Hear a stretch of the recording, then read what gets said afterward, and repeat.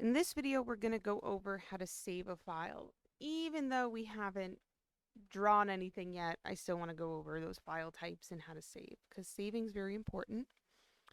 And there are several ways to save your work in AutoCAD with a few things to keep in mind. You may be used to using things like Google Drive, which is cloud-based and it saves your work automatically. However, AutoCAD is not a cloud-based program, and therefore forgetting to manually save your work often or save your work before closing may result in you losing your work in your files.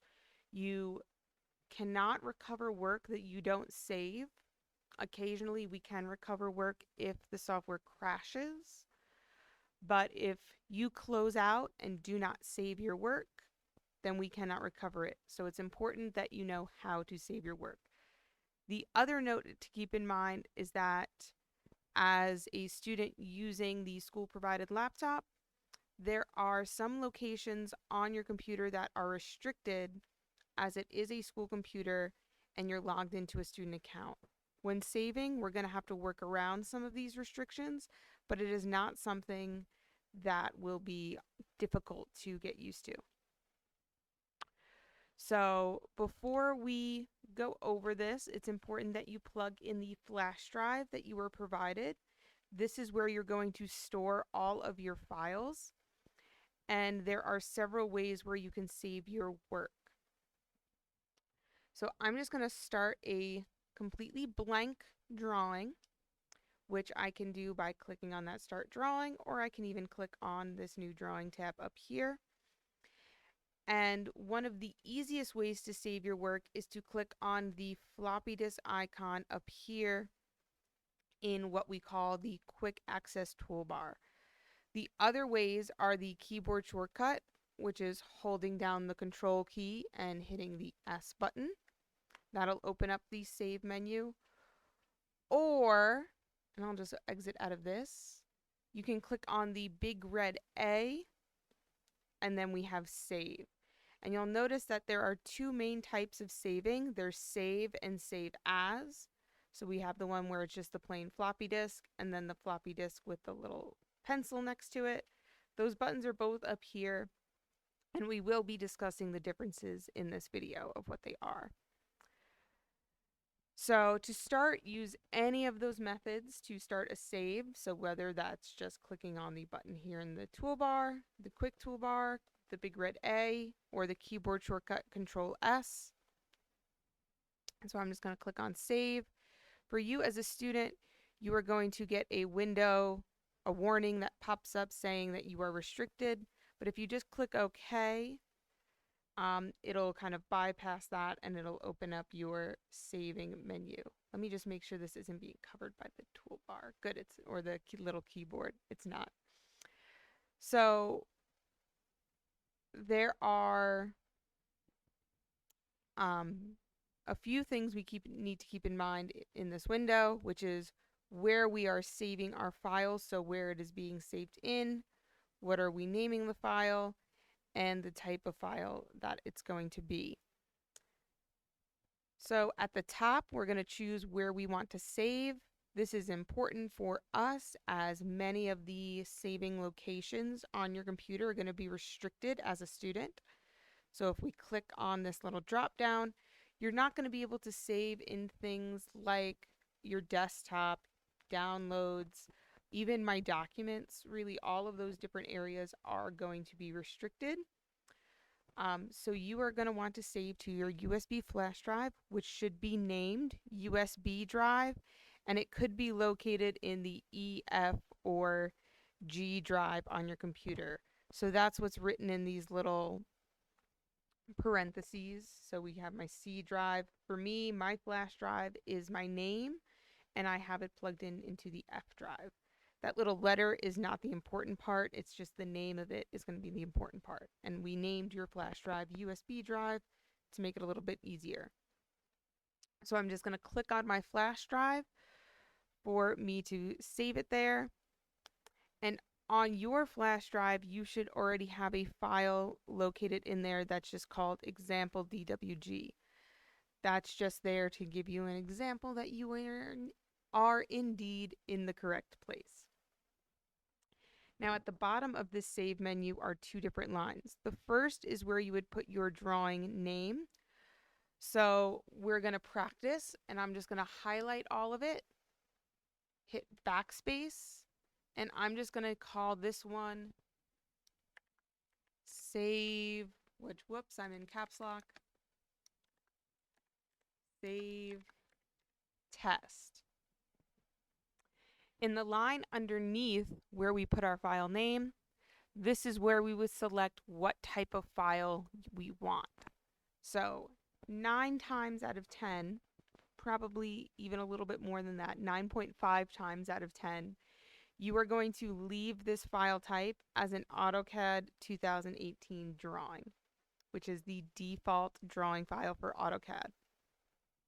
Some of the other options we'll notice here in file type is a DXF file, which is an exchangeable file that allows an AutoCAD drawing to be opened in other softwares, such as the Adobe Suite softwares like Photoshop, Illustrator.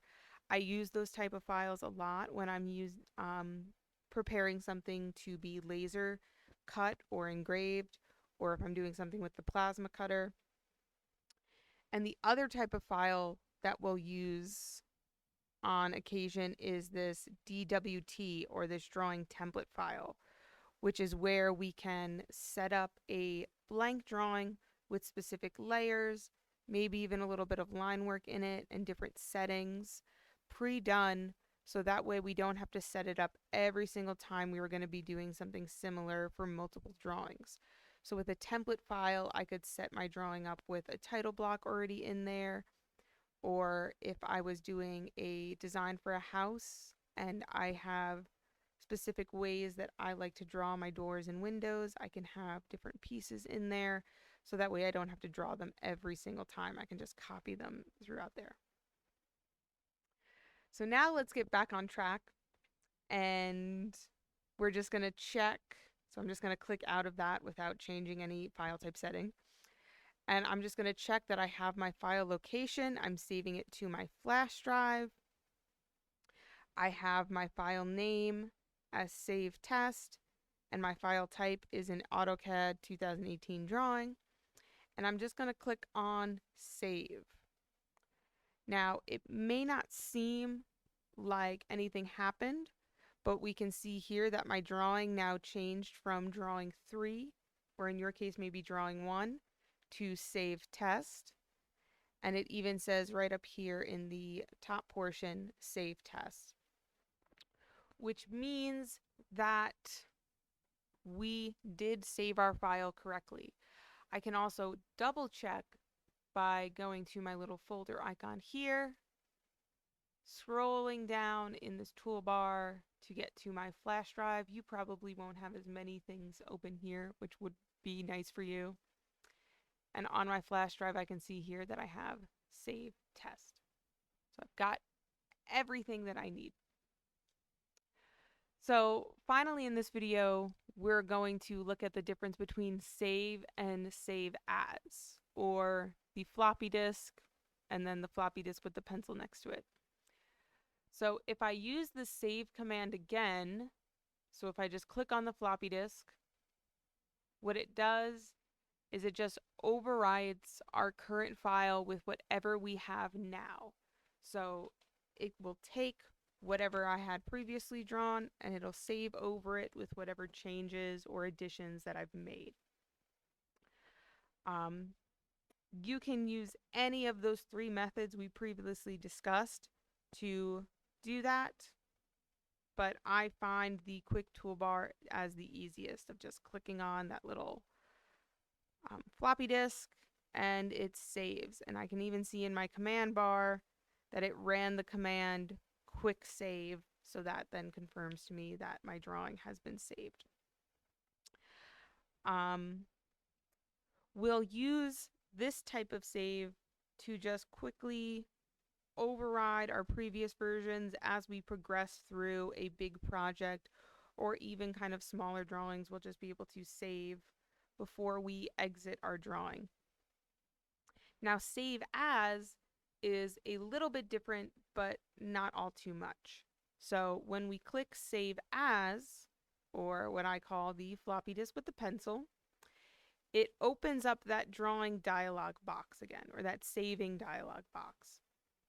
This allows us to save a version of the file and keep the original.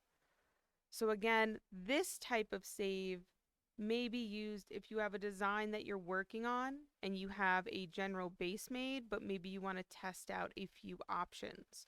So you can save multiple versions, all with different names, and keep the original. So for example, if I had a house design I was working on and I wanted to test out a few kitchens, I could make different versions of that kitchen but still keep that whole original house. Now, what we'll notice in Save As is if I do not rename the file, so if I just leave the file as Save Test, it's going and click on Save, it's going to give me this warning that says that file already exists. Do you want to replace it? So in this instance, I'm going to click on No.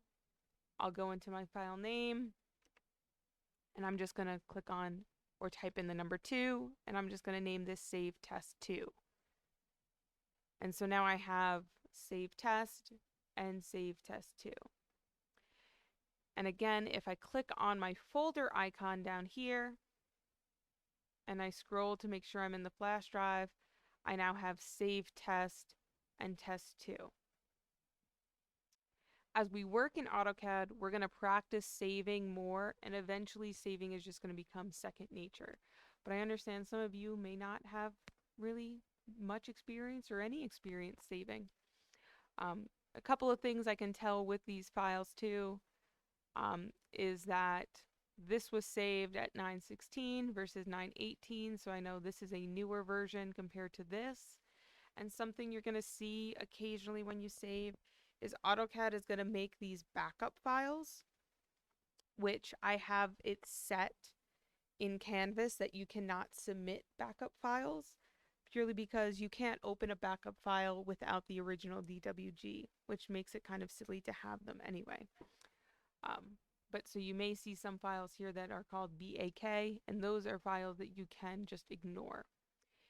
If you want to see all of these like details here, like how I have, what you'll do is you'll go in your folder icon, you'll go to the View tab, and in your layout, you might have it set as maybe like medium icons or things like that.